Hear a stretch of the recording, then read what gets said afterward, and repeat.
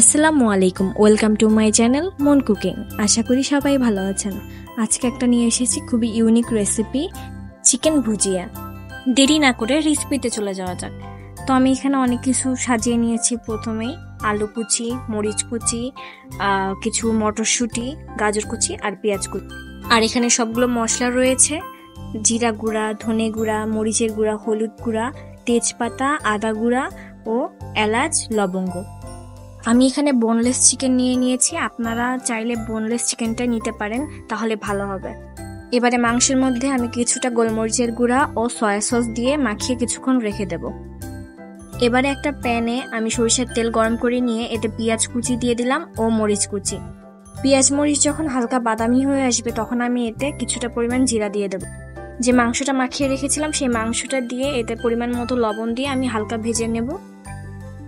এখানে আমি পেঁয়াজ ও রসুনের পেস্ট দিয়ে দিলাম, আর আগে যে রেডি করে রেখেছিলাম মশলাগুলো সেগুলো দিয়ে খুব ভালোভাবে মাংসটা কষিয়ে নেব।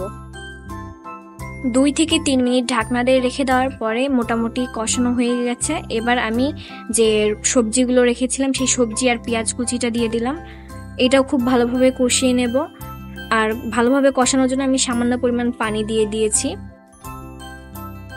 এবারে আমি স্বাদটা আর একটু বাড়ানোর জন্য দিয়ে দিলাম টমেটো কুচি। আপনারা দিতেও পারেন, নাও দিতে পারেন।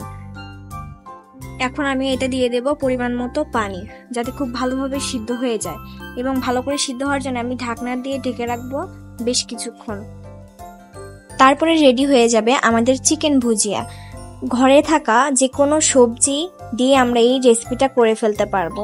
তো আপনাদের কাছে যদি রেসিপিটা ভালো লাগে তাহলে অবশ্যই একটা লাইক কমেন্ট করবেন ও আমার চ্যানেলে নতুন হলে একটা সাবস্ক্রাইব করে দেবেন। আল্লাহ হাফেজ।